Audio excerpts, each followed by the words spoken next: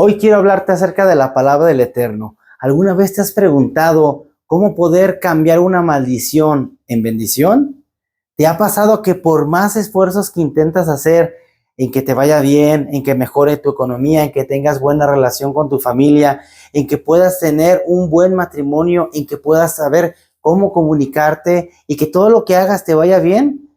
Bueno, pues aquí el Eterno nos está diciendo cómo obtener todas estas promesas, todas estas bendiciones, y también nos habla acerca de cómo cambiar o cómo transformar una maldición en bendición. Y lo vamos a ver todo en esta porción, la número 50. Acompáñame a estudiarla, Kitavó.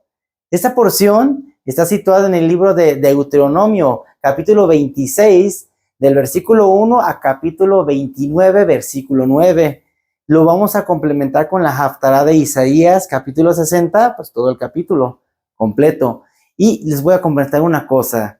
La verdad que el Eterno siempre nos llama y nos insta para que nosotros seamos amonestados, seamos sabidos a tiempo y fuera de tiempo, con el motivo de que nos vaya bien. Ciertamente, aquí el Eterno les está diciendo por medio de Moshe, nuevamente, su palabra, pero les está dando una serie de instrucciones diferentes, porque ahora quiere abarcar también esa parte económica, también quiere abarcar esa parte de prioridad, porque cuando uno quiere cambiar la vida, lo que tiene que hacer es cambiar las prioridades, e inmediatamente cambias de vida. Aquí cuando dice Kitavó, está hablando de cuando entres. ¿A dónde? Cuando el pueblo de Dios tenía que entrar al pueblo de Israel. Por fin, después de 40 años, aquí se cumple el tiempo. Ellos simplemente quieren dar ya el salto, pero es necesario que se hagan ciertas cosas antes de poder entrar a esa tierra. Por eso está hablando de que cuando entres vas a hacer esta serie de instrucciones que ahora yo te doy y yo te mando. Hablando acerca de un pacto que ya se había dicho anteriormente en el monte Horeb. Sin embargo, aquí el Padre está poniendo esa declaración de Él mismo y cómo se tienen que relacionar para que el Padre los pueda bendecir. Porque ciertamente el Padre desea bendecir al pueblo de Dios. El Padre desea bendecir a sus hijos, pero no lo puede hacer si nosotros no llevamos a cabo las instrucciones que Él nos da. Porque así son las reglas del juego. El Padre, al momento de que le obedecemos, pues nos bendice. Y cuando no, obviamente hay consecuencias fatales, que aquí lo estaremos viendo más a fondo, más a detalle. Así que la porción pasada fue Kitetse, cuando salgas. ¿A dónde? A la guerra. Y ahora es Kitavó, cuando entres a la tierra de Israel. Y no está diciendo si entras, si puedes entrar, sino que vas a entrar de sí o sí, dando a entender que Él es fiel a su palabra y Él es fiel a su promesa. Pero, hay un pero, tienes que reconocerlo con todo lo que tienes. Recordemos que cuando le preguntan a Yeshua, a ver, ¿cuál es el más grande mandamiento? Y él recita Deuteronomio, hablando de que Shema Israel, Adonai Eloheinu, Adonai Echad. O sea, escucha Israel, el Señor nuestro Dios, el Señor uno es. Y amarás al Señor tu Dios con todo tu corazón, con toda tu alma, con toda tu mente, o sea, con todos tus recursos. Y aquí nos está recordando nuevamente esto, que con todo lo que somos, entonces nosotros debemos dar esa prioridad a Dios. Y aquí comienza hablando acerca de los diezmos y de las primicias que tendrían que entregar al pueblo. Y lo tendrían que hacer con un corazón alegre, con un corazón pues de misericordia, con un corazón humilde.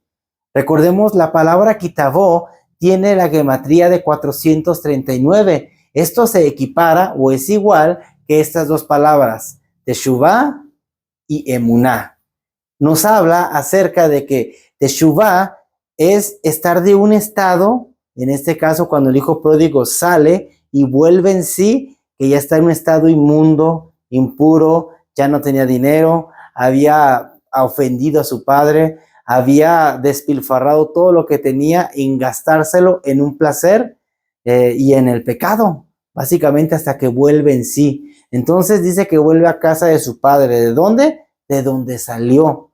Eso es Teshuvá, se le llama como el volver al Padre o de retorno al camino a la obediencia, pero es volver básicamente al estado original. Hemos encontrado, por ejemplo, la palabra shub, pero shub quiere decir más bien volver a un punto anterior. No quiere decir a lo mejor, un punto anterior nada más. Y hacer teshuva es volver al principio, al inicio, al estado original. Cuando el mundo fue hecho perfecto, fue hecho como el Padre lo quiso, con esa luz.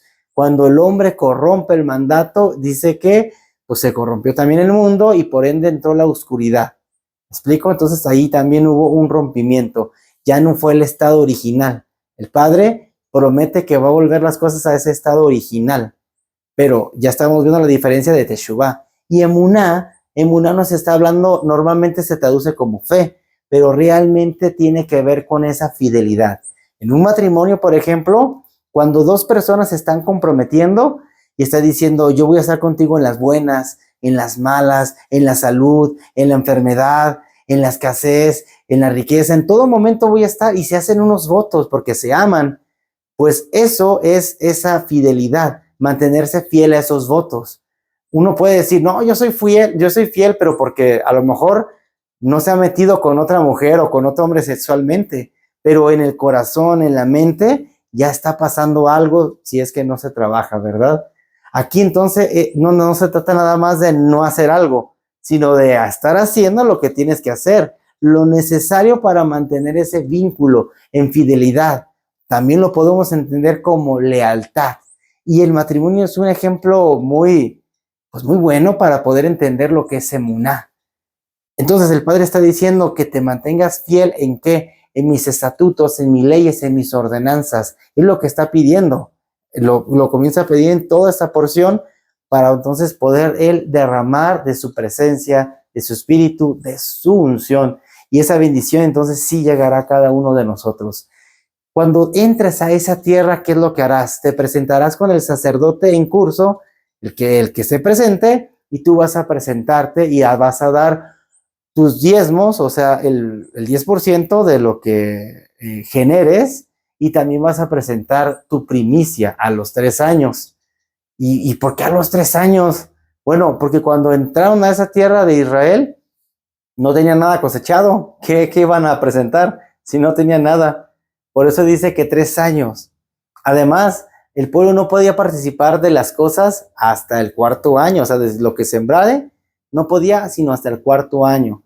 Pero ya el 3.º, entonces daba esas primicias, daba el diezmo, daba todo eso. ¿Me explico? Ya lo vamos a ir traduciendo al día de hoy en un esquema un poco más práctico.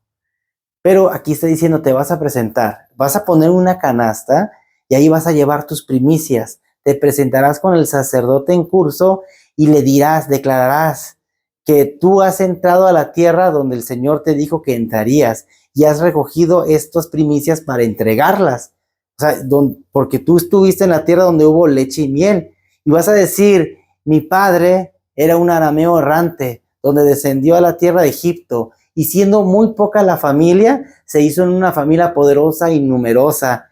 Y ese pueblo o nuestros antepasados clamaron y el Eterno los oyó y los libertó de Egipto con brazo fuerte, con brazo extendido, con poderes, o sea, haciendo maravillas. Y entonces nos libertó y nos prometió entrar a esta tierra. Y ahora yo traigo los frutos, las primicias de esa tierra.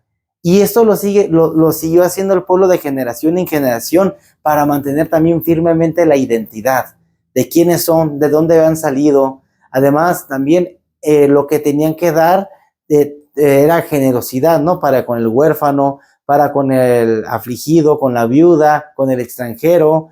Tenían que también hacer esos actos de justicia que se llama tzedaká, que quiere decir dar, pues un acto de justicia, dar, o sea, ser dadivoso económicamente también, y apoyarlos y ayudar y apartar algo para ellos. Entonces, también está hablando acerca de ello. Te presentarás y darás todo esto. Y es que aquí viene un problema para algunos que preguntan, a ver, ¿es que acaso tengo que dar diezmo? ¿Acaso tengo que ofrendar? ¿Que ya no hay templo? Es más, ya no hay levitas, no somos ganaderos. Y hay serie de preguntas que comienzan a englobar todo este tema. Por ejemplo, en el sector cristiano, encontramos que aunque no siguen la ley, no dan ese realce a la ley de Dios, a esas leyes y estatutos, pero sí piden el diezmo, sí piden las ofrendas, sí piden las primicias.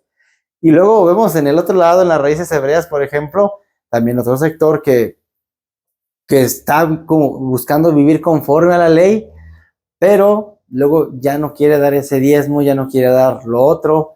Y pues no es que estemos a favor o en contra o queramos hacer ahí una controversia, pero es que sí hay personas que dicen, bueno, yo quiero, o sea, yo quiero hacer lo que Dios manda, porque también quiero esa bendición y cómo lo puedo lograr. Y aquí la palabra nos está hablando acerca de ese diezmo. Si bien, por ejemplo, las tribus que quedaron afuera de Jerusalén, como Gad, como Rubén, y la media tribu de Manasés, pues ya estaba muy lejos. El Padre les da la oportunidad que lo que generen lo puedan traducir en dinero para que no tengan que cargar ahí tanto ganado, tanta cosa, pues que lo cambien por dinero y cuando lleguen presentan la ofrenda correspondiente, o sea, equivalente en dinero. También da esa posición porque también se dice, bueno, pero es que era el ganado, pero es que eran los frutos y ya no sembramos. Bueno, esa también son posturas, ¿no? Pero la palabra nos enseña, o hasta donde se ha entendido aquí, que el Padre te quiere bendecir y Él te pide también una consecuencia, generosidad.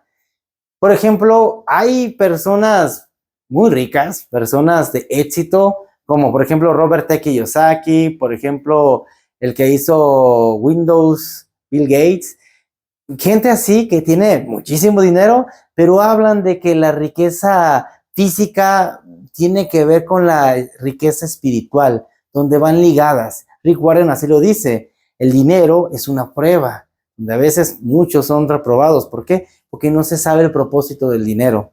Y aquí el Padre dice, bueno, yo te quiero bendecir, yo te quiero dar las cosas, pero es necesario que sepas cómo se debe administrar ese recurso. Por eso me di a la tarea de investigar más a fondo una manera práctica de entonces cómo deber administrar pues el recurso que el Padre nos da. Fue un poco, pues sí, fue un poquito difícil, siendo honestos, porque es una duda que de repente uno dice, a ver, pero ¿cómo le puedo hacer si quiero honrar a Dios con todos mis bienes? Entre esos, la economía.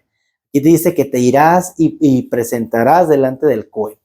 Y bueno, presentarás número uno el 10% de todo lo que generes. Y bueno, ese 10% es del 100% que me llega, el 10%.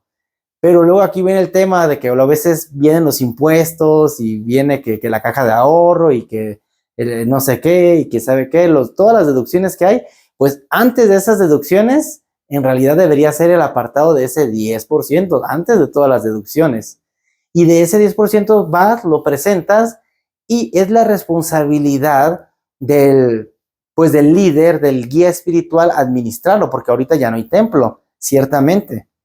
Entonces, el guía espiritual tiene que administrarlo de manera sabia, de manera justa, para poder proveer de alimento a todos aquellos servidores o aquellas personas que buscan dedicarse para el servicio de Dios y desarrollar como los maestros, como los pastores, como algún mogel, o sea, que buscan desarrollar la palabra del Eterno, todos esos servidores.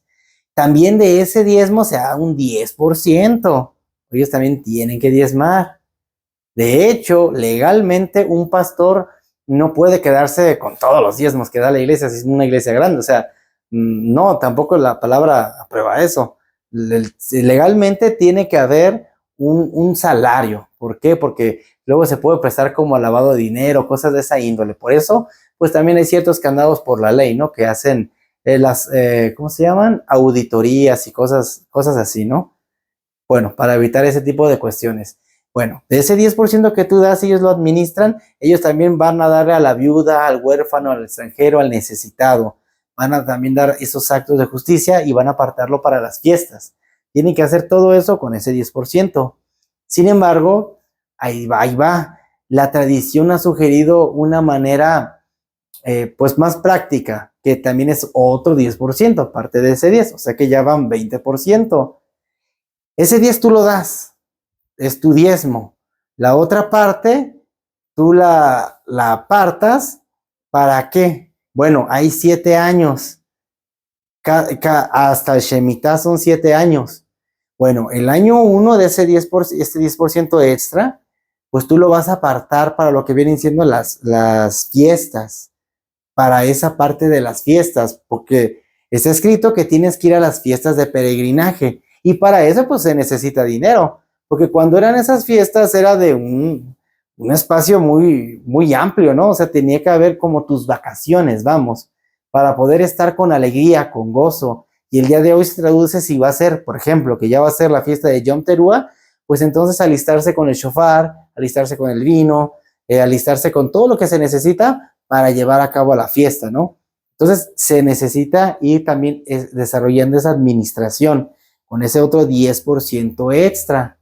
De ahí el primer año y el segundo se aparta. Luego el tercer año de ese 10% extra se aparta para la viuda, para el huérfano, para el extranjero. Básicamente es la tzedaká o el acto de justicia para dar a los pobres, es para los pobres. Entonces se aparta todo lo del tercer año. Luego el año cuarto y el año quinto nuevamente es para las fiestas y el año sexto es para otra vez el pobre y el necesitado. El año séptimo, tú ya tuviste que haber apartado desde el primero un porcentaje, que ya es pues de cada quien como con cuánto vive, todo para apartar para el año Shemitah, que es un año sabático donde no se trabaja y se dedica al Eterno. Esto, si es que tienes un trabajo donde pues te dan chance de no ir un año y te guardan tu espacio, ¿no? Y a veces pues puede ser muy difícil, pero si hay empresas, hay por ejemplo a maestros, hay trabajos de gobiernos que así lo han manejado. Y si estamos en esa oportunidad, pues hacerlo. Si nosotros decimos, bueno, yo quiero hacerlo, aunque a lo mejor ya no esté en mi trabajo y eso, pues también se puede, porque depende de la fe de cada quien. El Eterno promete que quien haga esto va a haber una doble bendición. Pero eso se tuvo que haber administrado desde antes. Entonces, ya va el diezmo normal, va el otro 10% adicional que lo vas a ir difiriendo en todo esto, y lo del año sabático que pues más o menos puede abarcar un 3, 5, 8%, ya tú lo que tú consideres, y eso lo vas a ir apartando. Además de que agrega la Biblia o la Torá otro 2% que es para dar al levita. O sea, todos los maestros, las personas que se dedican a la instrucción, pues para ellos es eso, no lo tienes que dejar desamparado. Así que es para hacerlo de esa manera, de una manera más ordenada. Porque sí, muchas veces nos llega el recurso y así como viene, nos lo gastamos y se va como agua. Pero dice el Padre, a ver, pruébenme en esto. Y sabrán que yo soy Dios que abre las ventanas de los cielos y doy mi bendición hasta que sobreabunde. O sea, pruébenme. Y es uno de los mandamientos donde hace el reto y de veras que te obliga o te hace el reto de decir, a ver, pruébame, y vas a ver si no abro las ventanas de los cielos. Entonces vemos aquí una manera práctica, un 10%, otro 10% adicional, el 2% para los levitas, ya van 22, y además, si vas a guardar el año Shemitah, pues lo que consideres para el año Shemitah. Entonces es entre un 22, 25 o 30%, ya dependiendo de lo que tú abarques. Además, están las primicias, que es cada nuevo ciclo. En este caso es cada Yom Teruah. Cada Yom Teruah se hace un nuevo ciclo, ya va a ser, y va a comenzar este ciclo. Entonces es cuando se presentan las primicias, porque es lo que cosechaste todo el año. Así que nosotros no somos ganaderos, no sembramos nada normalmente, pero lo que sí se puede hacer es apartar una ofrenda especial para ello. Podemos del primer sueldo apartar un porcentaje que tú consideres y tú hables con el Eterno y poderlo ofrendar de esta manera. Y sabes, para algunos suena como que mucho dinero. No, pues ahora yo pensé que nomás era el 10, ahora ya va a ser hasta el 30 y cosas así. Bueno, en los libros de finanzas nos habla que tendríamos que vivir con el 50% de lo que ganamos, ¿no? Para la otra parte usarlo en inversiones y saberlo administrar, ¿no? Que realmente tenemos que vivir con menos de lo que ganamos. Pero aquí el Padre lo que quiere es bendecirte, lo que quiere es pues transformar tu vida y que nosotros no nos hagamos como muy avaros, que seamos desprendidos.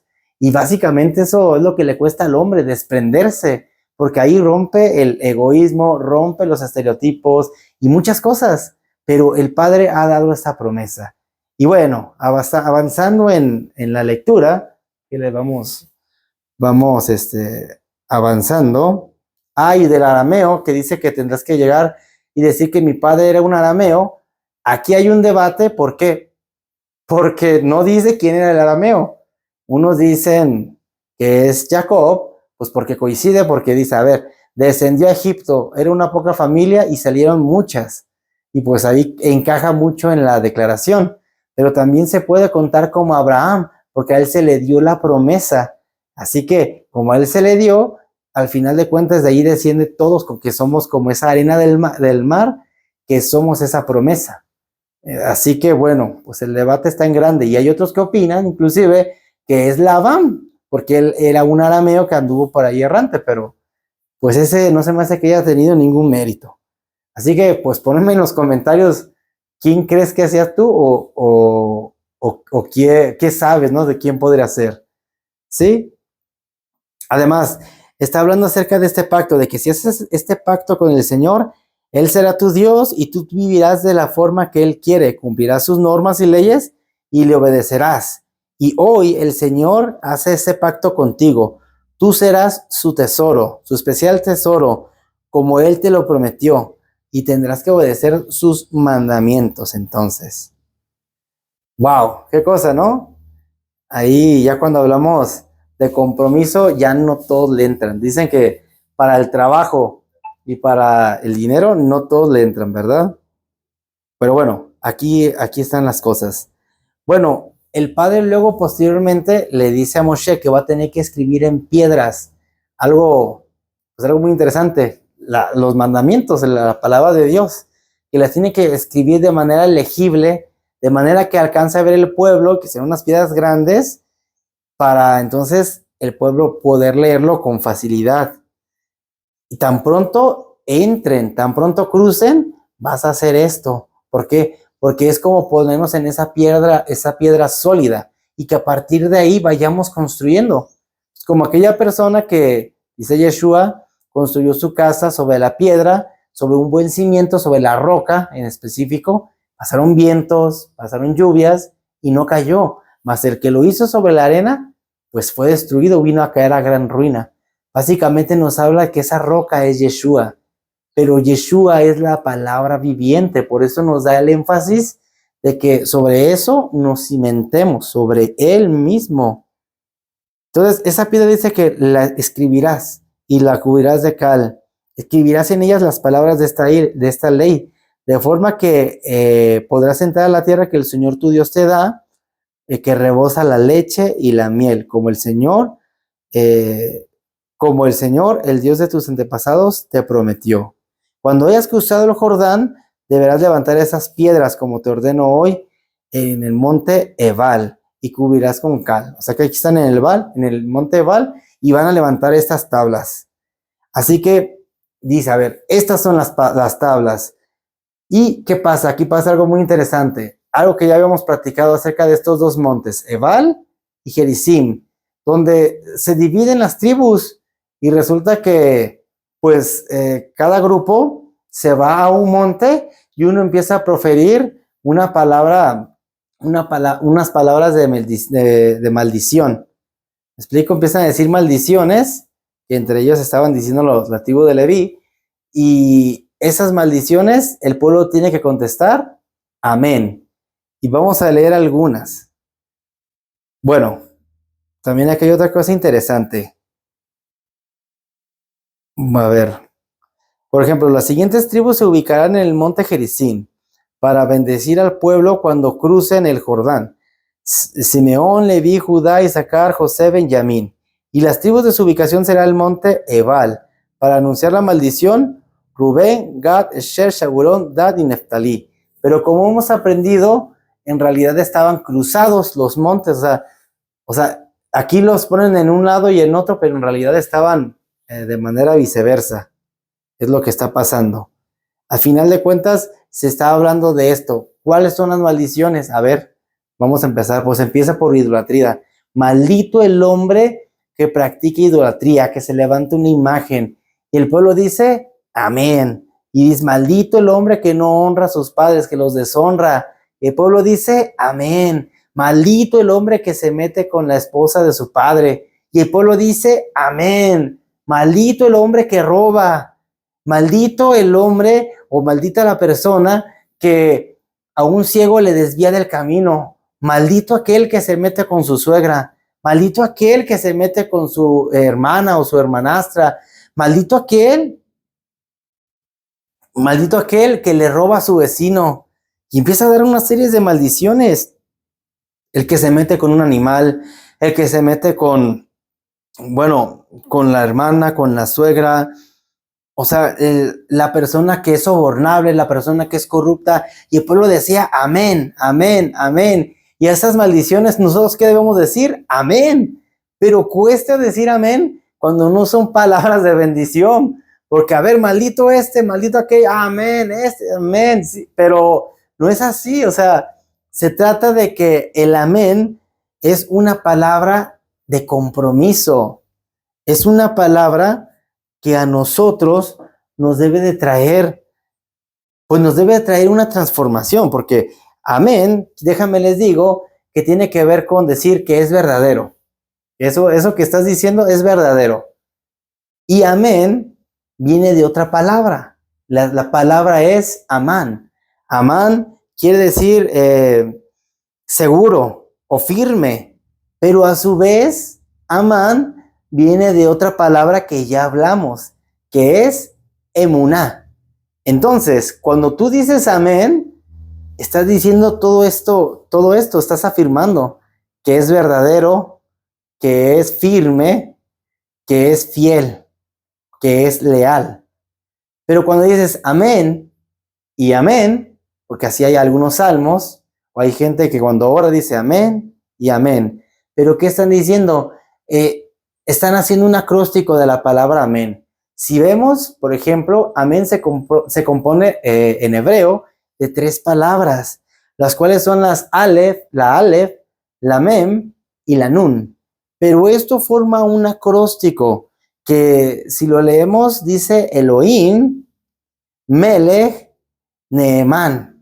O sea, Dios, pero en la connotación también de juez, Dios, rey, confiable. Por eso cuando decimos y afirmamos, no lo estamos diciendo a la ligera, sino que lo estamos confirmando. Y es por eso que el Padre nos habla acerca de todo eso. Nos empieza a decir toda esta serie de cosas. Al final está diciendo, los levitas dirán, maldito sea el que no ponga en práctica o desobedezcas estas palabras de la ley. Luego todo el pueblo dirá, amén. Dilo conmigo, hermano, amén y amén. Así es. ¿Por qué? Porque esto nos trae un compromiso. Si leemos en Deuteronomio 28, dice, si obedeces completamente la voz del Señor tu Dios, al cual, o sea, debes seguir, ¿cómo? O sea, lo sigues fielmente. Ahí estamos corroborando el compromiso, esa fidelidad. Ahí se está viendo todos sus mandamientos que te mando hoy. Entonces el Señor, ¿qué hará contigo? Dice, te hará una nación más importante incluso de todas. Y eso se habla mucho cuando se hace en el evento del Shabbat, la Abdalá, que es la separación de Israel y el resto de las naciones, de la luz y las tinieblas. Pero hace Israel y el resto de las naciones le está haciendo un especial tesoro, se está haciendo el realce de que es el pueblo especial y es el pueblo elegido por Dios. Por eso dice, si obedeces los mandamientos del Señor tu Dios y vives como Él quiere que vivas, Él te convertirá en su pueblo, un pueblo santo como te lo prometió. Y aquí está diciendo que habrá comida en tu canasta, tú vas a estar seguro, van a querer venir en ti, podrán venir enemigos, se van a querer enfrentar a ti, pero no te van a poder hacer frente. Inclusive se irán hasta por 7 caminos distintos porque no podrán contra ti. Tú tendrás a tu esposa, tendrás muchos hijos, te va a ir bien por donde quiera que hayas, estés en la casa, estés en el campo, estés en la ciudad, donde sea que estés, estarás bendecido. El trabajo de tus manos será prosperado. Óyeme, esa bendición, wow. Y también tendrás mucho ganado. Lo que salga de ti, todo va a ser bendito. Serás bendito en todo tiempo y en toda actividad. El Señor te permitirá derrotar a todos tus enemigos cuando te ataquen. El Señor te bendecirá con graneros llenos y bendecirá todo lo que hagas. Te bendecirá en la tierra que el Señor tu Dios te da. ¡Wow! ¡Qué bendición tan grande! ¡Wow! Sí, ok, tal vez acá suena un poco rudo, suena un poco difícil. Sin embargo, hay una bendición. ¿Cuál es la consecuencia? Pues bendición. ¿Y cuál es la consecuencia si uno desobedece? Lamentablemente dolor y maldición. Pero aquí hay algo muy interesante. ¿Cuál es la bendición? La bendición se puede entender como todo aquello que nos acerca a Dios, sea lo que sea como sea. El hecho de que si nos acerca a Dios, esa es la bendición realmente. Pero está muy interesante que en hebreo la palabra bendición es verajá, lo cual significa injertar, o sea, acodar. Y lo asociamos mucho con injertar. Cuando Pablo habla de acerca de que nosotros somos como esas ramas silvestres, como ese acebuche y nos injertan al olivo, a todos los que no éramos pueblo, pero que ahora somos pueblo, está haciendo referencia a la verajá. ¿Por qué? Porque no estaban unidos a Dios. Dice Yeshua, yo soy la vid y ustedes los pámpanos. Y es necesario venir a la raíz para entonces poder dar una savia, dar un fruto, porque el fruto que demos es el fruto que habla de quiénes somos y cómo somos. La cosa es de que cuando tú ves una rama ahí tirada, si está rota o se la rompen y la tiran, tiene muy poco tiempo para poder acuñarse o acodarse, que eso es verajá, es bendición, y poder entonces adaptarse y pues sí, acodarse o injertarse a la nueva, al nuevo árbol, a la nueva savia. Entonces, es sorprendente cómo surge una transformación que hasta puede dar el fruto que la savia da. Y por eso entonces está hablando que pues no nos envanezcamos, no nos ensoberbezcamos, porque nosotros que no éramos pueblo en otro tiempo, ahora lo somos. Pero el pueblo que era pueblo tuvo que ser roto, pero esa ruptura fue una bendición para nosotros. Pero si el Padre que dice que arrancó al olivo natural para injertar al que no era, al acebuche, pues entonces cuanto más al acebuche lo arranca y vuelve a poner al original. El Padre puede hacer lo que quiera.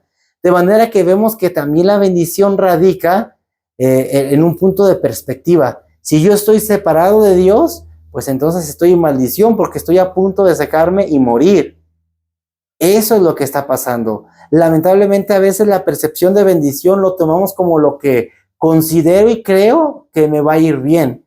La bendición a veces es que me llegue dinero, que me vaya bien, a mi manera, claro, ¿no? Que tenga un buen puesto de trabajo, que tenga renombre, que cosas así, pero lo acuñamos netamente a lo físico, cuando en realidad la palabra bendición está hablando de que te puede faltar todo lo físico, pero vas a tener a Dios.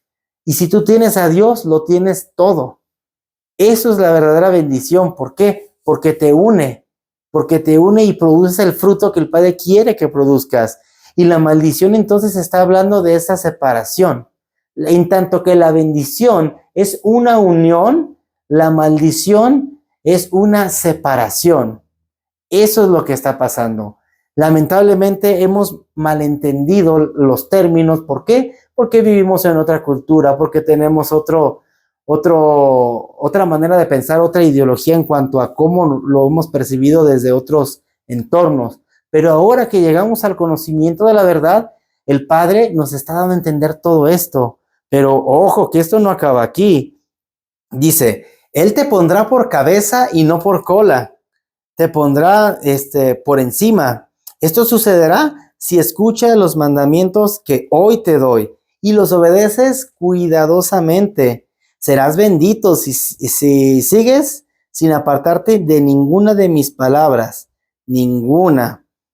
Y está muy interesante porque en hebreo la palabra para referirse a esa parte de serás cabeza y no cola, la palabra cabeza en hebreo se dice lerosh, que eso es por cabeza, donde vemos que tiene unas letras, bueno, ahí las voy a tratar de poner en pantalla para que lo vean. ahí dice, Le Roche, que la palabra que comienza con Lamed y termina con la letra Shin, al final forman un acróstico, donde si vemos las palabras subrayadas, vamos a ver que en hebreo dice algo muy interesante. Algo que ya había dicho Yeshua. Cuando aquí dice por cabeza, está hablando de hacer la voluntad de nuestro Padre que está en los cielos. Eso es estar por cabeza, por encima. Aquí está hablando de que tú prestarás y no te pedirán prestado. Pero esto es ponerse por cabeza. Esto es ser líder.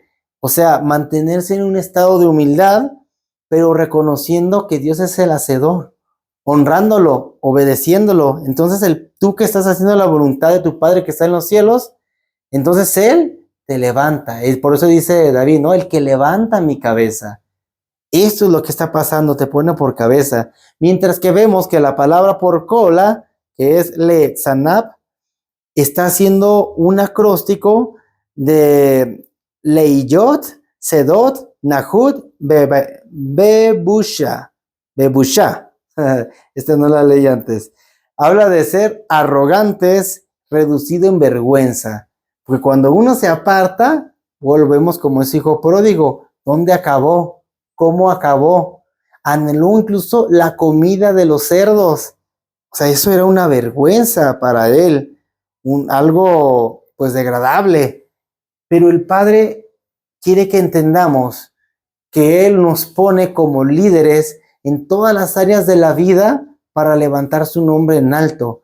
Por eso es que nos pone como esos líderes. Sin embargo, cuando no estamos haciendo esta parte, el Señor no nos llama esas cabezas.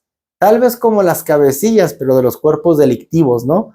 Pero no como esos líderes que el Padre engloba. Hay una referencia incluso de cómo el Padre da un castigo, dice que aquellas cabezas, pero refiriéndose a los fariseos, a los sacerdotes, a toda la gente que ya participaba de la corrupción, y dice que habrá un castigo para ellos, pero porque ya estaban participando de todo esto, ya había una consecuencia, mientras que en realidad el Padre le llama cabezas a los sabios, a los justos que mantuvieron o se mantuvieron en integridad. Por eso Él nos levanta y nos ensalza. Pero las personas, porque sigue la lectura, maldiciones por no obedecer la ley, las personas que aún sabiendo todo esto todavía se ensimisman y dicen no, se ponen de necios y dicen no, ¿sabes qué? Eso no es cierto porque a mí me va bien y cosas así. Bueno, pues aquí hay una serie de bendiciones, de maldiciones, donde antes de pasar a ellas, quiero comentarles cómo puedo cambiar una maldición en bendición. Y la pregunta sería, pero ¿por qué consideras que es bendición o por qué consideras que es maldición? Voy a contar la historia que nos narraba aquí el hermano David. Se me hizo muy interesante, donde él nos contaba que en algún lugar, ahí por el cerro, por el campo, había un hombre sabio. Pero bueno, él vivía pues apartado, él vivía allá alejado, ¿no? Eran muy pobres, así que tenían que hacer las cosas que ellos mismos hacían, tenían parcelas y todo, pero tenían que hacerlas a mano, no tenían caballos, no tenían burros, no tenían nada. Todo lo tenían que hacer a mano y tenían un hijo ahí. Pues resulta que en una ocasión pues llega un caballo y el caballo lo ve el niño, no, y le dice, mira papá, oh, mira papá, lo ve el hijo, dice, esto es una bendición, ahora ya no tenemos que jalar, ya no tenemos que tirar, ya no tenemos que hacer esto, ahora lo podemos hacer con el caballo y esto. Y le contesta el padre, pues si es bendición o maldición, no lo sé, solo Dios lo sabe, al tiempo lo sabremos. Y resulta que, pues como ellos estaban obedeciendo la Torá, la ley, pues ellos cuidaron al caballo porque vieron que buscaron al dueño, no era de nadie, y pues bueno, lo cuidaron en lo que veían, pues de quién era, ¿no? Y bueno, el chiste es de que el caballo en una de esas se va. Y ya decía el hijo, no, papá, pues ya se fue, ya gastamos en esfuerzo en cuidarlo, en alimentarlo, en esto y en aquello. Y le dice el papá, pues si es bendición o maldición, no lo sé, solo Dios lo sabe. Bueno, sucede el tiempo y luego viene ese caballo, pero con otros 6, o sea que ya son 7 caballos. Y dice, no, no, no, ahora sí es una bendición sota, no, hombre, 7 bendiciones. Ahora sí vamos a acomodar, vamos a hacer y esto y aquello. Y dice el padre, es que no sé si es bendición o maldición, solo el Eterno lo sabe, lo sabremos a su tiempo. Y pues resulta de que el muchacho, pues se sube al caballo para domarlo, para domesticarlo y todo. Y en una de esas, ¡pum!, le avienta el caballo y se rompe la pierna, se rompe la mano, así todo. ¡Ah! ¿Y qué pasa? No, esa es una maldición y que empieza a decir, esa es una maldición, ¿para qué venían los caballos? Y que esto y que aquello. Y bueno, resulta, bueno, el padre le dice lo mismo, o sea, no sé si es bendición o maldición, solo el Eterno lo sabe. Pero cuando quieren venir a enlistar a la guerra a los muchachos jóvenes, cuando pasan por él, pues lo ven todo inválido, todo que no puede, así que no lo enlistan. Y dice el muchacho, ay, entonces sí fue bendición, porque si no me hubiera caído del caballo, me hubieran llevado y a lo mejor hasta moría. Dándonos a entender, como lo que yo les decía, como la verajá, que depende del estado que nos encontremos, es cómo va a radicar la bendición o la maldición. A final de cuentas es cómo va a obrar a nuestro favor. Lo que sí sé y lo que sí puedo garantizarles es que cuando nosotros seguimos al Eterno, no va a dejar de haber problemas. Pero ahora nosotros sabemos que todo tiene un propósito, que a lo mejor vamos a pasar llantos, vamos a pasar dolores, pero sabiendo que hay un propósito y que en realidad todo es bendición, pues ahí entonces vamos a ensalzar el nombre de Dios, las cosas van a tomar un rumbo diferente, pero lamentablemente cuando nos volvemos necios, nos volvemos duros, no podemos aceptar la palabra del Eterno y eso nos ocasiona esta maldición, esta separación. No escuchamos, no hacemos caso y nos alcanzarán las bendiciones. Aquí dice, si no obedeces estas palabras, pues sucederá que ahora en vez de que haya comida en tu canasta, no va a haber comida en tu canasta. Sucederá que si resulta que tú quieres poner, a sembrar y todo, pues ¿qué crees? Eso que estás sembrando, pues va a venir la plaga. Es más, si lo que te quede inclusive, va a venir un enemigo, dice que alguien de otra nación y lo va a tomar. Que si tú, o sea, quieres ser prosperado, pues no va a pasar esto. Miren, aquí lo dice, serás maldito en la ciudad, serás maldito en el campo, o sea, no va a importar dónde estés, tú vas a cargar esa maldición. Serán malditos tus hijos, ¿por qué? Porque vas a tener pocos, ya no vas a tener muchos. Serán inclusive acortados tus rebaños, serás maldito en todo tiempo y en toda actividad. Híjole, qué feo. El Señor no va a mandar lluvia, al contrario, va a poner un solazo que va a quemar lo que tú hagas. Tú por más que sudes, por más que trabajes, no vas a producir fruto. El cielo sobre tu cabeza será como el bronce y la tierra bajo tus pies será duro como el hierro de la sequía. El Señor hará que la lluvia para tu tierra sea arena y polvo, y los cuales caerán sobre ti desde el cielo hasta que se destruya. El Señor permitirá que seas derrotado por tus enemigos, porque vemos, ya está haciendo cola, ya no está haciendo cabeza. Al revés, tú pedirás prestado porque al perverso, inclusive, porque tú no le podrás prestar. Van a venir contra ti y tú tendrás que huir hasta por 7 caminos diferentes porque no les vas a poder hacer frente. Pasarás hambre, tendrás escasez, no vas a tener ni lo necesario porque llegará la plaga y lo tomará. El Señor te castigará con llagas, como a los egipcios, con tumores, con sarna y con sarna y con tiña, enfermedades de las que no podrás sanar. El Señor te castigará, te vas a volver loco, vas a estar ciego, vas a estar confundido, no vas a entender las cosas. En la mañana vas a decir, ay, que ya sea la tarde, y en la tarde, ay, que ya sea la mañana, porque no vas a tener descanso. Vas a temer aunque no haya nadie persiguiéndote. Inclusive dice que tú tendrás a tu mujer o a tu esposa, pero alguien más vendrá y la tomará, la violará, se la quedará. Tendrás tanta hambre que inclusive te olvidarás de ese afecto natural, y la madre también, aun siendo la más doncella, se volverá la más cruel y terrible, y te comerás a tus hijos, literalmente te los comerás. Este castigo lo vemos en Primera de Reyes 6 y 7, donde están pasando un hambre terrible en Samaria, y dice que una señora, una mujer, va con el rey y pide misericordia, y el rey dice, pero si Dios no puede ayudarte, ¿qué puedo hacer yo por ti? Pero dime qué te pasa. Y le contesta la mujer, es que mi vecina, acordamos que íbamos a comernos a nuestro hijo ayer y que hoy nos comeríamos al suyo, pero ha pasado que lo ha escondido. Y aquí esto es parte de la consecuencia, eso es parte de la maldición. ¿Por qué? Porque se abocaron otros dioses, porque el pueblo se comprometió a algo y no lo cumplió.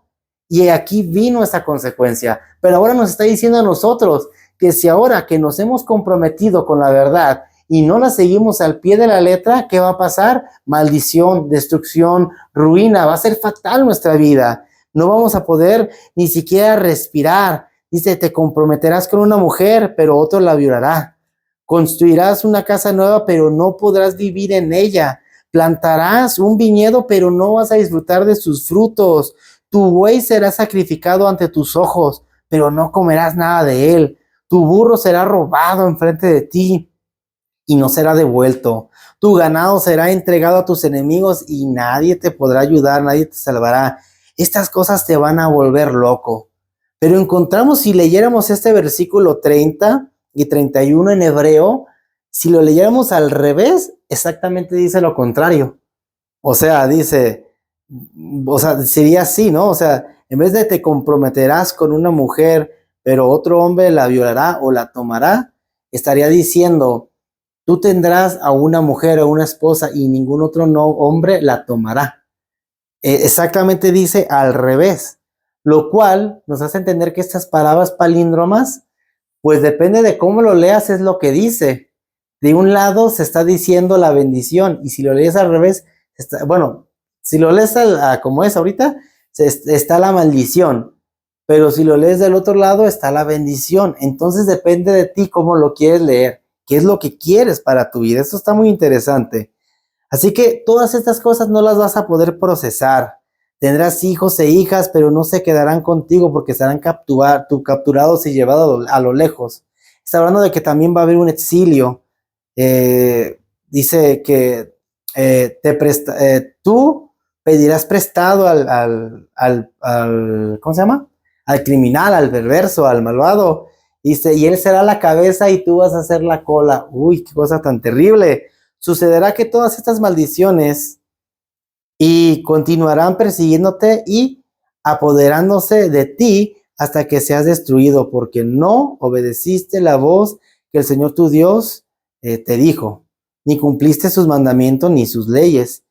Pero, bueno, dice, por eso servirás a tus enemigos. El Señor te enviará contra ti, teniendo hambre, sed, desnudez, carencia, en todo, en todo. Él pondrá un gran peso sobre ti hasta que te haya arruinado. El enemigo te sitiará y te hará sufrir y no tendrás de qué alimentarte. Entonces te comerás a tus propios hijos, los cadáveres de los mismos hijos que el Señor tu Dios te ha dado. Y aún el hombre más tierno y amable entre ustedes se volverá cruel. Mira con malos ojos a su hermano, a la esposa que ama y al último de los hijos que le queden. No le quedará nada para alimentarse, así que comerá sus propios hijos para colmo. No compartirá la carne con nadie, ni aun con los de su propia familia. Tal será el sufrimiento que tu enemigo producirá en ti durante todo el sitio, todas las ciudades. ¿Producirá? Ok. Aún la mujer más delicada y amable entre ustedes se volverá cruel, aunque sea una mujer que ni siquiera que ni siquiera pise el suelo de lo delicada que es. Se volverá cruel con su marido, con su esposo, con su hijo, con su hija. Se esconderá para dar a luz a su hijo y luego se lo comerá juntamente con la placenta. Todo eso a escondidas. Todo sucederá cuando tus enemigos te sitien y te hagan sufrir en todas tus ciudades. te mando las enfermedades de Egipto. Además, híjole, bueno, que son muchas las maldiciones, pero está hablando acerca de que vas a volver a Egipto, te vas a tener que vender como esclavo y ni siquiera los egipcios te van a querer. Esto parece un libro de terror, créanme lo que sí. Imagínense alguien que viva de esta manera, pues yo me atrevo a pensar que muchas veces lo que vivimos, pues es, bueno, no muchas veces, siempre es el resultado de lo que hemos hecho o de lo que no hemos hecho. Pero yo creo que hay ocasiones que las circunstancias o las situaciones nos llegan porque el Padre quiere formar un carácter, porque el Padre tiene un propósito. A veces no es lo natural que nos rodeen, que nos sitien, que nos amenacen, que esto, que aquello, porque no buscamos ese plan. Sin embargo, bueno, a veces llegan circunstancias donde el Padre quiere manifestar su poder. Por eso también Moshe congrega al pueblo, a todo el pueblo, y les comienza a decir las cláusulas de todas estas, pues de todo esto que se está hablando, dando a entender que es más la benevolencia de Dios que las bendiciones que pudieran venir a la vida, recordándoles Moshe que, pues, cómo sacó al pueblo de Dios con ese poderío, con ese brazo extendido, cómo ellos clamaron y el Eterno los escuchó, cómo desde que salieron no han cambiado sus ropas, no han cambiado su calzado, porque sucedió un milagro. La ropa que ellos portaban creció juntamente con ellos. Se está refiriendo de eso, de que vinieron los enemigos, porque el Padre los puso en un lugar donde no había nada, para que se dieran cuenta quién es Dios, para que le clamaran a Él. Y en ese sitio de aflicción todavía viene el enemigo, como el rey Og, el rey Sejón, y quieren hacer guerra. El Padre los defiende, les destruye a sus enemigos, y resulta que el pueblo no estaba viendo la misericordia de Dios. Ahorita ya estaba, pues, estaba así como que, caray, era así como que, espérame, Señor. Pero está hablando acerca de esto. El Padre está diciendo, si obedeces fielmente mis estatutos, mis mandamientos, ¿qué crees que va a pasar? Pues entonces te voy a bendecir, triunfarás en todo lo que hagas. Pero es lo que les digo, el triunfo o el éxito es algo relativo. Y es algo relativo, ¿por qué? Porque cada quien determina qué es éxito. Sin embargo, cuando nos vamos a la palabra del Eterno, resulta que el éxito es apuntar hacia arriba, es caminar hacia los mandamientos de Dios, es ir a la presencia de Dios. Y el fracaso es que te vas por el otro lado, te vas por los placeres, por los deleites, y por más que parezca que te va bien, es una jaula de oro, porque al final de cuentas hay una consecuencia. En la Haftará de Isaías nos hace contraste de cómo nosotros debemos apropiarnos de estas bendiciones, de verdad determinar que somos esa cabeza y no esa cola. Porque yo he escuchado muchas veces, no, hermano, es que tienes que estar en bendición y gástate tanto dinero porque el Señor te bendice y eres un hijo de un rey y ahora cómprate un Ferrari y ahora esto y ahora aquello. O sea, dándole otra interpretación que no va al caso. Cuando el Padre aquí simplemente dice en esta porción, levántate y brilla Jerusalén, porque ha llegado tu luz. O sea que la riqueza no se compara a lo material, a lo terrenal, sino que más bien tiene que ver con la eternidad de Dios, donde Él nos hace preservar. Recuerden que la acacia, como estaba hecho el Arón Aidud o el arca del pacto, era de madera de acacia, pero cuando le pusieron oro de un lado y de otro, ¿qué es lo que pasa? Pues esa madera somos nosotros, nos representa a nosotros, que el oro representa la divinidad, el fulgor, la gloria de Dios. Cuando Él nos envuelve, lo impresionante es de que la madera no se echa a perder, se conserva tal cual como se ha puesto, fresca. O sea que, en pocas palabras, el Padre nos comparte de su eternidad. Acá el pueblo lo vio en vestimentas, pero ahora el Padre quiere hacerlo en nosotros. Por eso dice, levántate y brilla. ¿Por qué? Porque ahora ha llegado tu luz. La gloria del Señor te ha amanecido sobre ti. Y naciones vendrán a ti y reyes brillantes y reyes a la brillantez de tu alborada, porque por cuanto resplandeces, Levanta tus ojos y mira alrededor. Se están reuniendo y vienen a ti tus hijos que vienen de muy lejos, dando a entender la profecía de todo lo que hay. Pero está hablando aquí también que al final de cuentas van a venir naciones a ti, te servirán, y la que no será destruida. ¿Cómo es que el Padre los pone como a encabezar?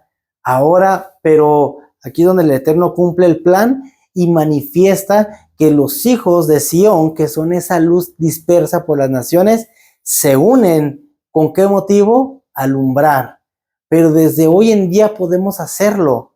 ¿Cómo? Compartiendo una palabra, compartiendo un gesto de compasión, de misericordia, siendo esos instrumentos de bendición. Ciertamente esta porción habla mucho acerca de bendición, habla mucho acerca de las consecuencias, pero es un compromiso. Por ejemplo, tú cuando te comprometes, digo, en un matrimonio, tú buscas cumplir el compromiso, pero si en algún punto fallas, o sea, hay consecuencias. Si tú no buscas la fidelidad, si tú no buscas mantener el compromiso, eso se va a desmoronar en algún momento y va a haber consecuencias. Por eso es importante todos los días afianzarnos del Eterno, para que ese pacto que ha hecho con nosotros, pues se mantenga y todos los días se vaya avivando con amor, con pasión, con ternura. Pero ahora nos pone a ti y a mí a que a esos lugares donde son los más recónditos, donde existe la duda, donde existen las tinieblas, a esos lugares el Padre te llama a alumbrar, a que tú seas esa luz, seas esa guía, para que el Padre pueda usarte con poder, con autoridad. Y si bien, por ejemplo, hablábamos de los frutos que tenías que presentarlos, bueno, hay 7 frutos que produce Israel. Entre ellos está la granada. Y la granada nos habla acerca de que se dice que más o menos son 613 los granitos que tiene, 613 granos. Y eso se compara a la Torá, que la Torá es como la granada, que cuando tú la buscas comer, poco a poco, grano a grano, es como los mandamientos. Cada grano representa los mandamientos, que así lo tenemos que disfrutar, que así lo tenemos que vivir. Pero así como lo disfrutamos, también es para compartir. Entonces aquí nos está hablando que también ese fruto que nosotros tenemos, o ese fruto que nosotros debemos ser, es para darnos a los demás. Es para darnos y compartir esa palabra de amor y esa palabra de transformación, para no quedarnos así como estamos, sino para levantarnos y resplandecer. Porque en las porciones anteriores se habló de despierta, se habló de levántate, y ahora, ¿con qué motivo? Brilla, brilla en todo lugar. Entonces, eso es lo que el Padre nos está diciendo básicamente.